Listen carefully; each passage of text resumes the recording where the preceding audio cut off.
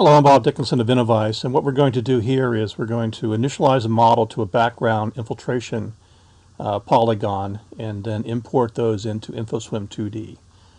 So again, you start out, you add in the data using the Add tool, you initialize InfoSWM,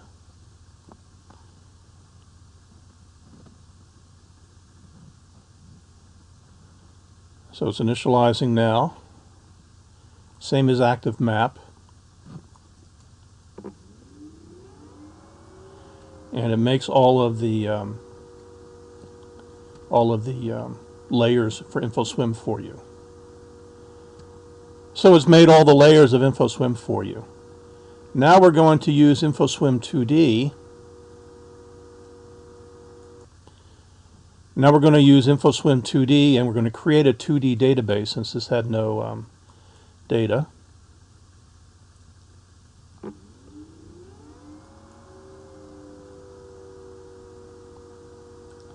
And we'll turn on the InfoSWM browser there. Alright, so now it has different polygons, infiltration polygons, etc. So we're going to use our Toolbox and the Append tool, and what we're going to do is we're going to append the infiltration polygons to the infiltration polygon in InfoSWM 2D. So we go to Append, and we pick our input data set. And that's our infiltration zone 2D, and our target data set is under 2D, and that's the infiltration polygons. And we're going to say no test, since we don't want to worry about the schemata. So now we click OK, and it's processing the file.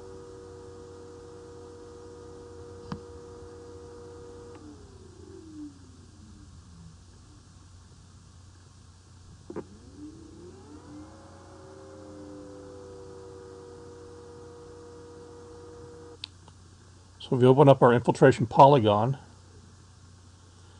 it's brought in all of these objects, etc. here.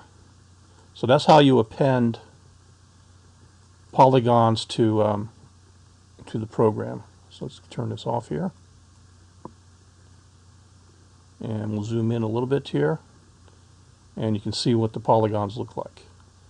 So now when we go ahead and actually use these in InfoSWM, we'll make an infiltration surface, which again is either fixed, Horton, or constant.